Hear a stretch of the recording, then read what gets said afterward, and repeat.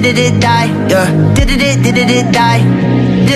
it die. I'm a stone cold killer, I'm a billionaire. I got my own gold digger. Ayun mga kapatid, kambal.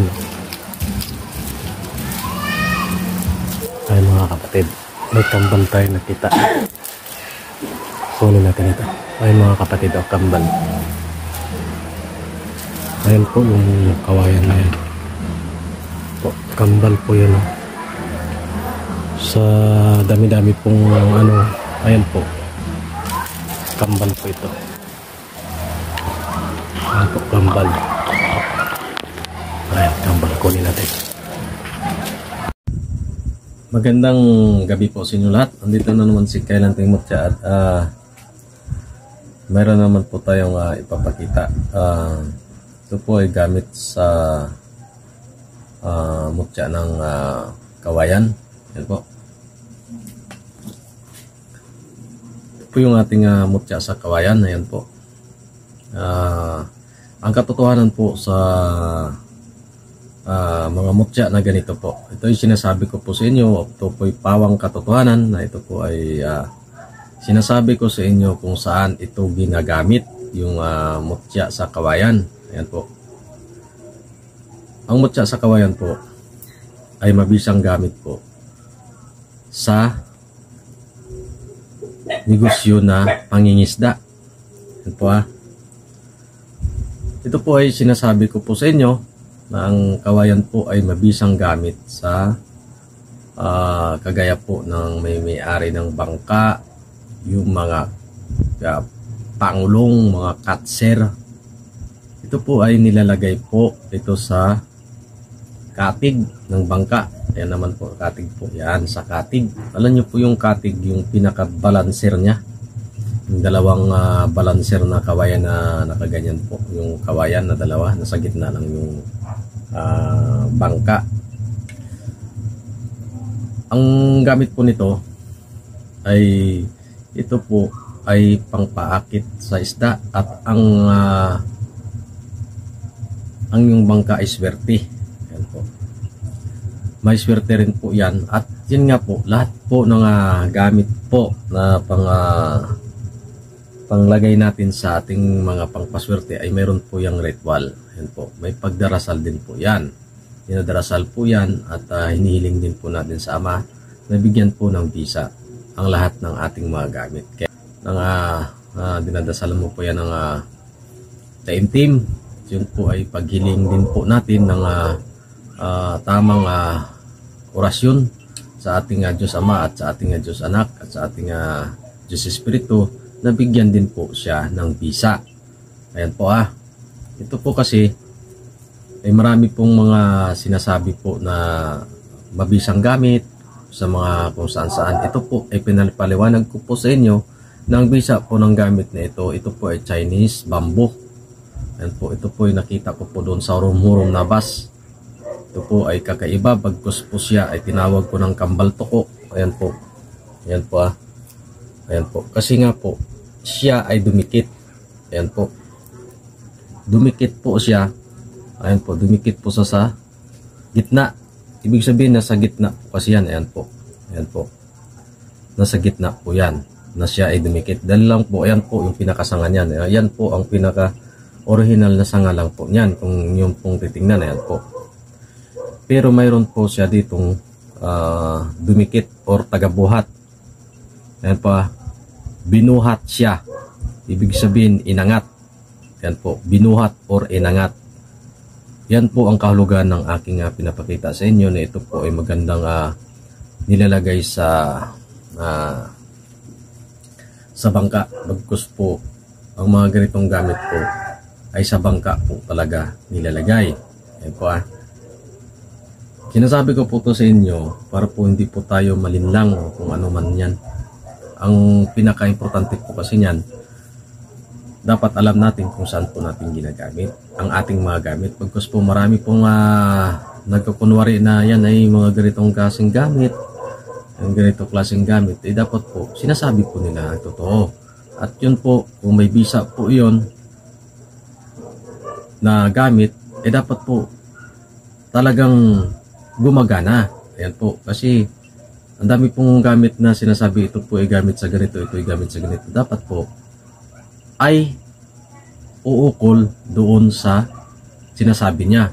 Kasi meron pong nagsasabi na ito'y mutya sa lupa, ito'y mutya sa mga ganito, ito'y mutya sa ganito. Dapat po yan ay umuukol sa iyong sinasabi at wag po nating lokohin ang mga kumukuha po sa atin na gamit.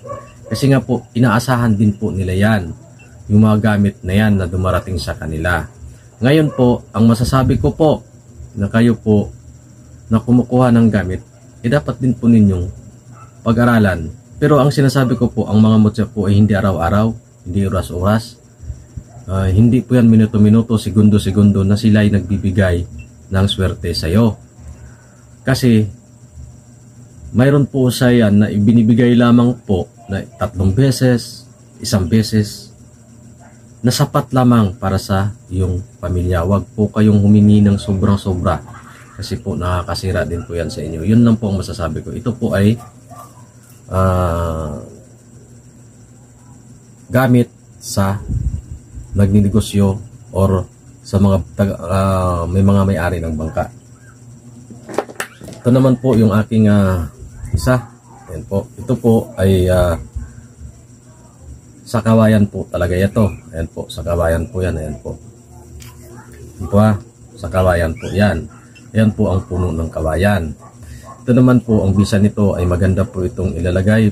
Pundasyon. Ibig sabihin ito ay pinakapuno pundasyon sa iyong pagnegosyo. Ito po ay nilalagay mo rin po ito sa altar. Ayan po. At siyempre po, ang number 1 po dito ay mayroon dinadasalan din po natin siya para bigyan po siya ng bisa. Ayan po, lahat po ng gamit ng kalikasan ay may mga dasal po yan. Dinadasalan po natin yan ng Ama namin o kung ano man po yung kaalaman natin sa pagdarasal na ito'y timatawag sa ating Diyos Ama at tayo'y humingi sa Kanya ng basbas at bigyan siya ng kapangyarihan. Ayan po. Ayan po yung aking puno ng kawayan na naging bato po. Ayan po Ayan po.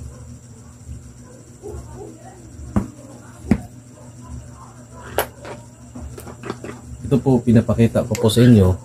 Ito po yung aking pinakananay ng aking mga suso. Ayan po, pinakananay po yan ang aking mga suso. Ayan po. Ayan po yung itsura ng aking suso. Ayan po. Kung napapansin nyo po yan, mayroon po siyang parang kumikinang. Ayan po, yung parang mga crystallize. Ayan po, yan po ang pinakananay ng aking mga suso. Ayan po. Ayan po. Ito ang pinakananay ng aking mga suso.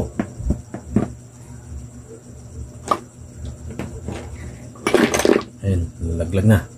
Ito naman po ay ang aking mga nakalap na ito po ay yan po. Kung napapansin nyo po yan, napakamasilaw po talaga yan. Ayan po, masilaw po talaga yan. Ito po ay ang aking mutya sa sungay ng usa. Yan po sungay ng usa po yan. Yan po. Ayan po. Na naging bato na po. Ayan po Ayan po.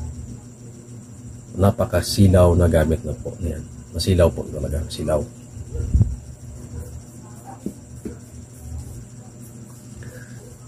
Ito naman po yung aking sampalok. Ayan po. Sampalok po yan. Ayan po. Sampalok. Ayan po, sa sampalok po yan. Ayan po, sampalok natin. Ito naman po yung aking laman ng kawayan. Ayan din po. Sa kawayan din po yan. Yung pinakamura. Ayan po, pinakamura niya. Nasa kawayan po. Yung sa labong. Ayan po. Ayan po. Ayan. Ito po ay nagmamayaran nito si Ernesto Magalong. Ayan po. At binibigay ko po sa kanya ito. Pamana po. Pamana ko po sa kanya. Bagkus po mayroon po siyang mga binibigay sa akin na mga pamana po. Kaya gumaganti lamang po tayo sa mga taong nagmamahal sa atin at mga sa taong nagbibigay sa atin ng mga inspirasyon sa lahat. Ayan po. shout out ko pala lahat kayo, mga solid subscriber ko, mga kapatid na guardians, PGB, GPII. Yan po, shout out po sa inyong lahat. At sa mga lahat ng grupo ng guardians, mabuhay tayo mga kapatid. At sa grupo ng Saturos, sa grupo ng Team Jido, mabuhay po tayo. Yung medyo may ano pa tayo, medyo may sipon pa, medyo may konting twist pa yung sipon. Ito naman po yung bahayan talaga ng aking langgam. Yan po, yan po ang original na bahayan ng aking langgam. Yan po. Ayan po. Ito yung mismo nakuha rin po ito sa ilalim ng lupa po ito nakuha. Ayan po. Ayan po ang itsura. Sa ilalim ng lupa po yan nakuha. Ayan po. Ito po ay gamit po nito. Ito po ay talagang pang negosyo, pang lahatan na po ito. Ayan po. Pang paswerte na po ito sa lahat. Ito ay nagbibigay ng swerte, panggaan na sa buhay. Ayan po. Sinasabi ko po sa inyong totoo. Ayan po. Kasi mulat sa po ng aking ginawakan ito ay talaga po na magaan po. Hindi po tayo sabi na naghihirap talaga, as in dati na parang hirap na hirap po tayo makakahanap ng kahit paano yung kain natin sa 3 beses isang araw. Mahirap po tayo makapagkuha ng mga pagkain na gano'n. At ito po ay dumating sa akin, ay yan sinasabi ko nga po, lahat po tayo ay maniwala lamang sa katotohanan. Ayan po. Ayan po siya.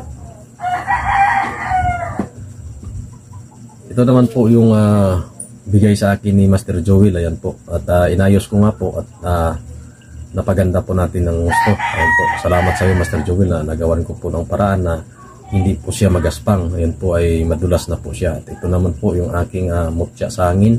Ayan po, mutya sa hangin. Ayan. Ayan po silang dalawa. Tapos ito naman po yung sinukuan natin na bigay sa atin ni Master Joel Cocom. Ayan po. Nilagay ko po sa mantra. Ayan po. At ito naman po yung bigay sa atin ng ating kapatid na si Ma'am Quebec, Milita Quebec, yung relo po niya na binigay sa atin. Maraming salamat po. Ayan po, at hanggang dito na lang po. Sana po ay nasa mabuti po tayong kalagayan at tigtas po tayo lahat. Sinasabi ko nga po, sana po ay mawala na po sa atin yung mga haka-haka na takot sa ating mga sarili. Sana po yung mga lahat po na nabaksinan ay sana ay magiging malakas tayo, at saka yung hindi pa nabaksinan ay dapat ay magiging ano po tayo, magiging maingat din po tayo. Katawan po natin yan, kailangan din po nating pangalagaan, at dapat mayroon po tayong karapatan sa bawat desisyon na ating gagawin, because yan ay nakakasira at hindi nakakasira. At hanggang dito na lang po, at sana po ay nasa mabuti po tayong kalagayan mga OFW natin sa ibang bansa na nagsasakripisyo. Kung mayroon lang po kayong na mga problema, message nyo po kami. Ako po, i-message nyo po si Supremo Bagwis, yung mga lahat nag-healing sa buong Pilipinas. Tayo lang naman magtutulungan, wala na pong iba. Si Papa ko ay talagang nanghihina na sa ngayon, nanghihina po, hindi makakain. Sinasabi ko nga po kasi matanda nga po, at saka siyempre na-injectan pa siya. Siyempre mahirap.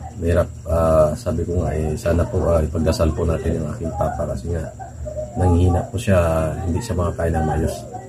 Nawag po ay nasa mabuti po tayong kalagayan, at lahat ng mga solid subscriber ko at mga tumulong sa akin na na-monetize ako, maraming salamat po sa inyo, at God bless you all.